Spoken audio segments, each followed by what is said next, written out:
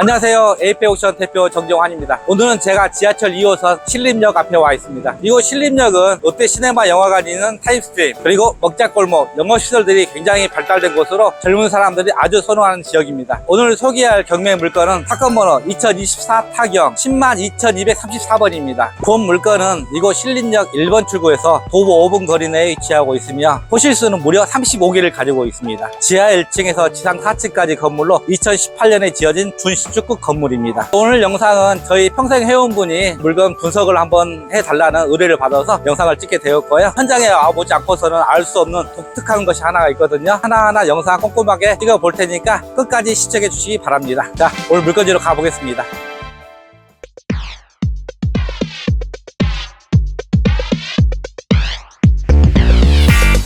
여기 저희 물건은 메인 도로에서 이면도로 접어들 때 약간의 경사도가 있습니다.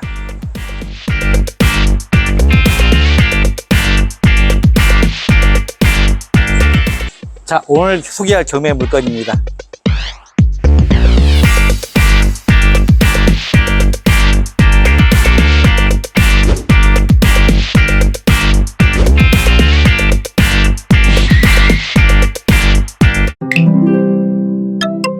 본건의 사건 기본 내역부터 살펴보겠습니다. 본건의 사건 번호는 2024 타경 102,234번입니다. 소재지는 서울시 관악구 신림동 10-371번지이고요. 감정 가격은 40억 6,391만 1,100원입니다. 최저 입찰 금액은 감정가의 80%인 32억 5,112만 9천원입니다. 입찰 보증금은 최저 입찰가의 10%인 3억 2,511만 2,900원을 준비하시면 됩니다. 토지 면적은 72평, 건물 면적은 182.6평, 제시의 건물로 48.7평이 존재하고 있습니다. 본건은 임의 경매가 아닌 강제 경매 형식으로 진행되고 있으며 입찰일은 2024년도 8월 22일 서울중앙지법에서 진행됩니다. 다음으로 등기부 등본 내역에 대해서 살펴보겠습니다. 본건의 소유권 보존 등기는 2018년 9월 14일입니다. 말소 기준 권리는 2018년 9월 21일 신한은행 근저당권입니다. 현재 가압류 1건, 근저당권 2건, 임차권 8건, 등기부상 총 채무액은 15억 6,100만원입니다. 낙찰 받았을 때 등기부상 인수되는 법적 권리는 전혀 없으며 낙찰 시 모든 근저당권 등은 다 말소 가능합니다. 등기부 등본은 사람이 일기 쓰는 것처럼 그 건물의 역사를 하나하나 기록하는 것입니다. 따라서 경매 물건을 분석할 때 단순히 유효사항만 보지 말고 말소사항까지도 분석할 필요가 있는데요. 자, 이 물건 같은 경우 민간임대주택 등기가 이루어진 물건입니다. 따라서 민간임대주택에 관한 특별법 제43조 제1항 임대 의무 기간 및 임대료 증액 기준을 준수해야 되는 민간임대주택입니다. 그런데 낙찰자가 민간임대주택을 낙찰받고 소유권 이전 등기를 했을 때 과연 이 주택임대사업자를 승계해야 되는지가 문제가 되는데요. 자, 이 경우 임대사업자의 지위를 승계하지 않습니다. 다만 시장, 군수, 구청장에 꼭 직권 말소를 해야 되는 상황이며 민간임대주택법에 따른 과태료 대상에도 포함되지 않습니다.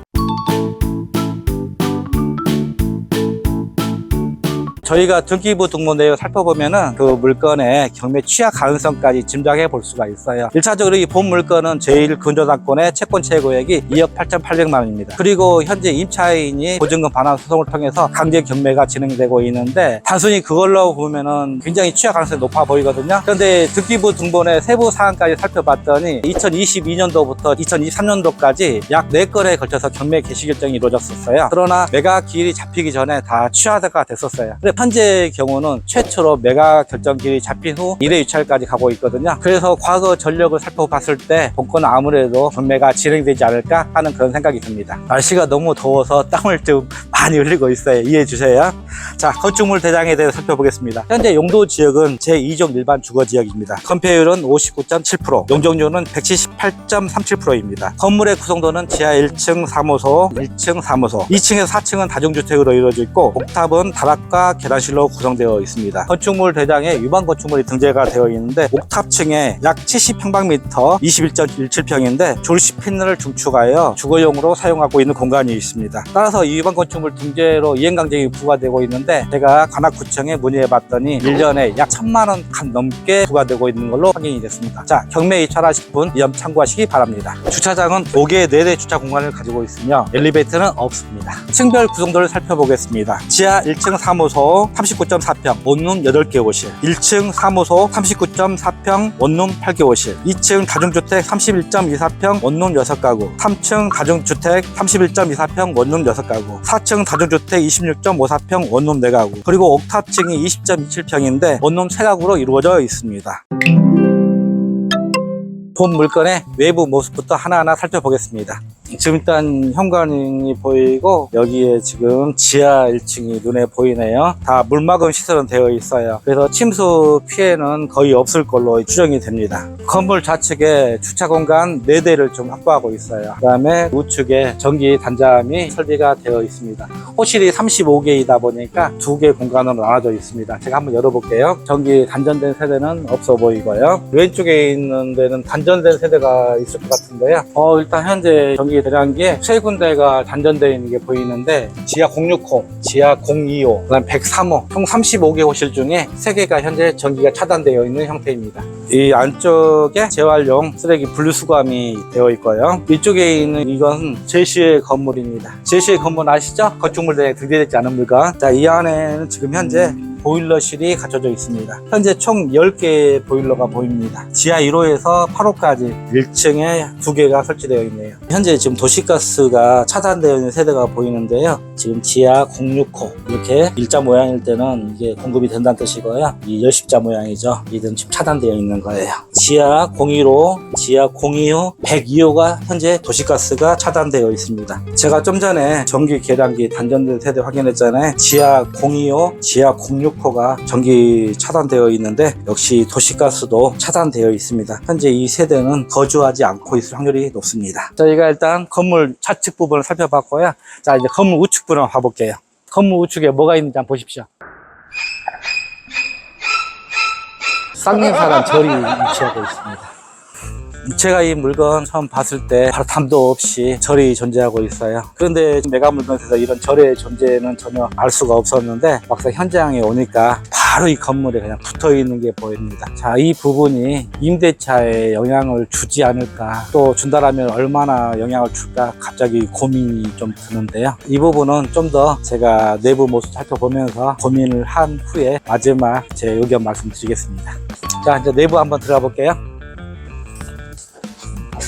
현재 본 건물은 엘리베이터가 없는 거고요. 오자마자 우편함이 깔끔하게 되어 있네요. 거의 뭐 지저분한 우편물은 없는 상태고 특별한 사항은 없는 것 같습니다. 자, 1층 가볼게요. 반계단 외층에 1층이 지금 위치하고 있고요.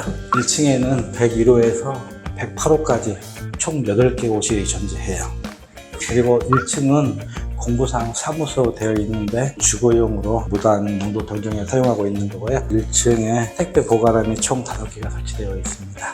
자, 1층 복도 끝에 창고 형식으로 보이는데 저기에 보일러가 있을 것 같습니다. 보일러가 6개가 설치가 되어 있고요. 공급 제한된 세대가 하나가 보이는데 103호가 지금 공급 제한되어 있습니다. 저희가 외부에 설치되어 있는 전기 계량기 함하고 도시가스 공급 제한되는 세대를 봤더니 지하 025, 060, 103호 이 3군데가 도시가스 전기 차단 다 되어 있는 걸로 봐서 새 세대는 일단 거주하지 않고 있는 것 같습니다. 1층에도 수도 계량기가 다 각각 세대별로 설치가 되어 있어서 분리부가 되고 있습니다. 근데 1층은 8개 호수이다 보니까 면적이 지금 작게는 3.75평부터 4.45평까지 굉장히 작게 되어 있어요. 자, 이 부분은 너무 좀 작지 않냐라는 생각도 드는데 충분히 월세만 조금 맞춰준다면 인차는 구할 수 있을 것 같습니다. 자, 2층 한번 올라가 볼게요. 여기는 2층입니다. 2층은 201호에서 206호까지 총 6개 호실이 있고요. 여기는 공부상 다중주택입니다. 그리고 각 세대에 지금 수도 계량기함이 각각 있기 때문에 분리부가 가능하고요. 그런데 2층 여기 모서리 부분이 조금 파손된 게 보이네요. 이 부분은 가볍게 보수는 좀 필요할 것 같습니다. 그 다음에 지금 2층 복도 안쪽에 보일러실이 설치가 되어 있어요. 총 6개의 보일러가 설치가 되어 있고요. 지금 도시가스 공급 제한된 세대는 없습니다. 다음 3층 올라가 볼게요. 여기는 3층입니다.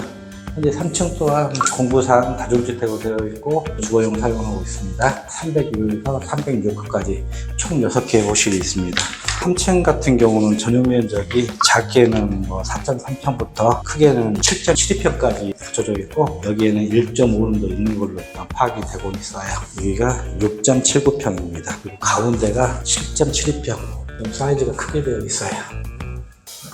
복도 끝에 보일러실이 좀 설치가 되어 있고 6개의 보일러가 되어 있는데 여기도 마찬가지로 도시가스 공급 제한된 세대는 없습니다. 다음 4층 올라가 볼게요. 계단 상태는 청소 상태가 아주 양호해요. 지금까지 관리하고 있었던 걸로 보이고요. 여기는 4층입니다.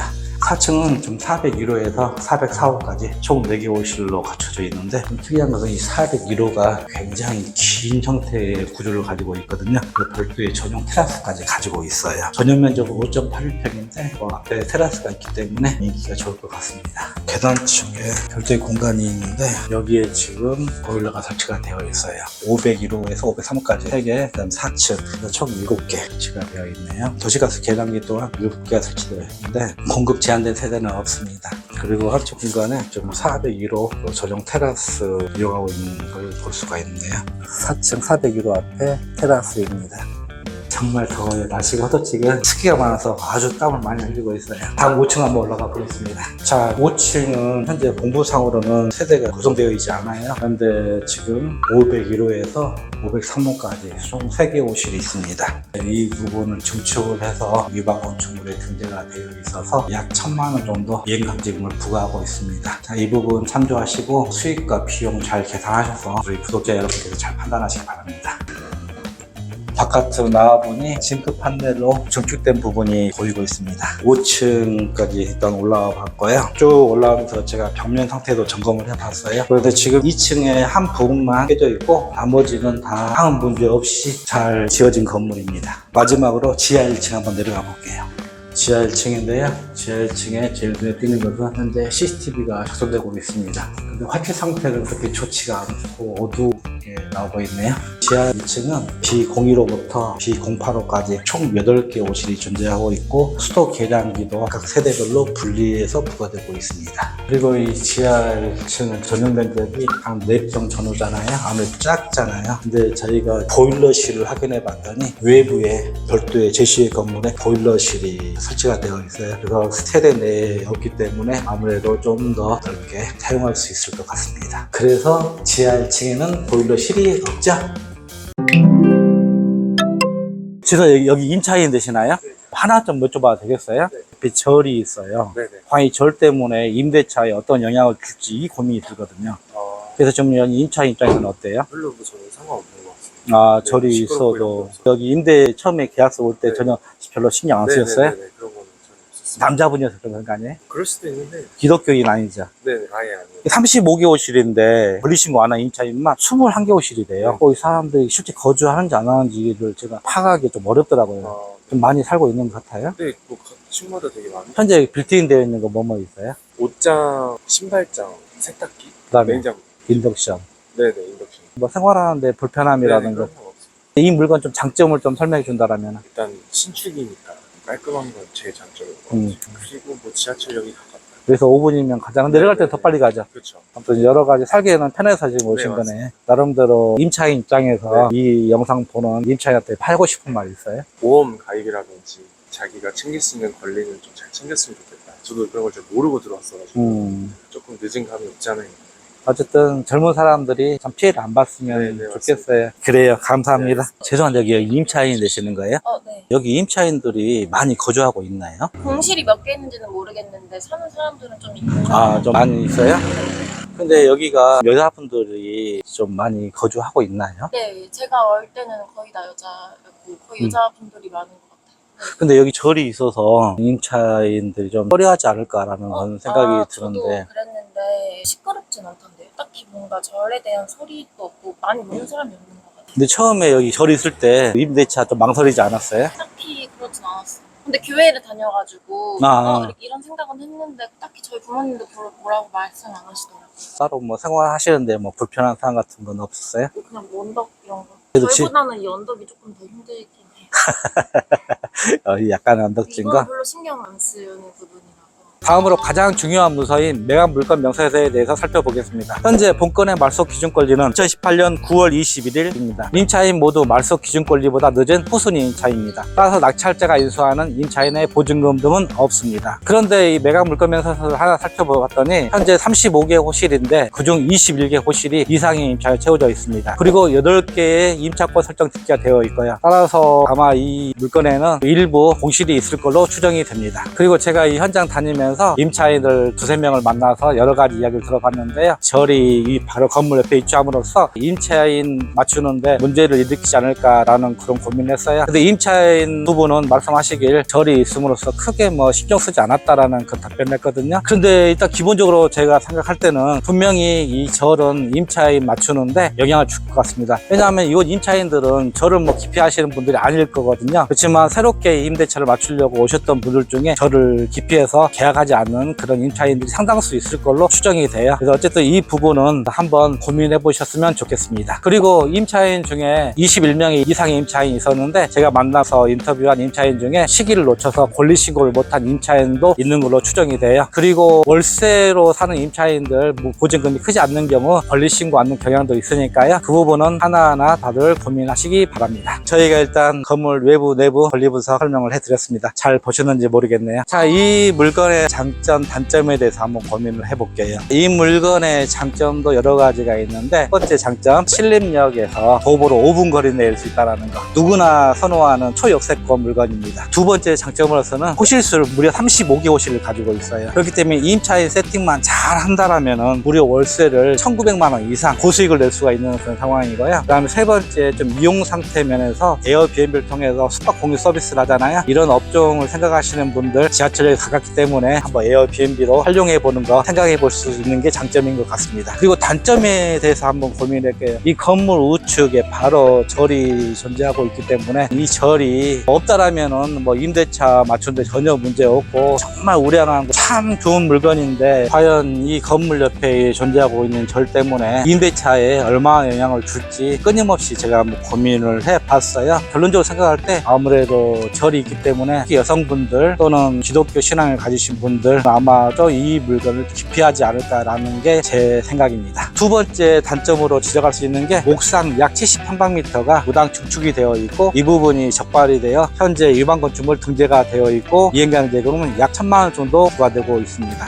자, 그런데 이 부분은 3개 호실을 만들어서 월세 수입을 내고 있어요. 그래서 여러분들이 일단 이행강제금 금액 참조하시고 뭐 인자 수익이 좋다라면은 이행강제금만 부과하고 월세 수익 가져가는 게 좋을 것 같고요. 월세 수입이 이행강제금보다 적다라면은 원상복구도 한번 고민해 봐야 할 것 같습니다. 그리고 세 번째 단점으로 엘리베이터가 없어요. 여기 건물은 지하 1층에서 4층 건물인데 5층 옥상까지 총 6개층이잖아요. 그런데 엘리베이터가 없기 때문에 아무래도 4층, 5층은 임대차 좀 월세 싸게 맞춰줄 것 같습니다. 그리고 네 번째 단점으로 이 건물에 진입할 때의 초입 부분이 약간의 경사도가 있다는 거, 이 부분을 지적할 수가 있습니다. 제가 이 물건이 가지고 있는 장점과 단점 살펴보았어요. 그러나 이 물건을 입찰하고자 한다면 가장 많은 분들이 고민을 짊어지셔야 될 게 다시 한번 강조드릴게요. 이 건물 옆에 절이 있는 이 부분이 과연 임대차에 어떤 영향을 줄지 각자 나름대로 판단해 보시고 임대차 맞추는데 자신 있다라는 분만 도전해 보셨으면 좋겠습니다. 저희 에이펙 옵션은 부동산 경매 전문 컨설팅 기업입니다. 평소에 시간이 없어 경매 공부를 할 수 없는 분, 경매가 어려워 왠지 경매 투자하기가 망설여지시는 분, 믿고 신뢰할 만한 컨설팅 회사를 찾고 계시는 분, 저희 에이펙 옵션에 연락 주시면 언제든지 성실껏 상담해 드리겠습니다. 본 영상이 마음에 드셨다면 좋아요, 구독 꼭 눌러주세요. 감사합니다.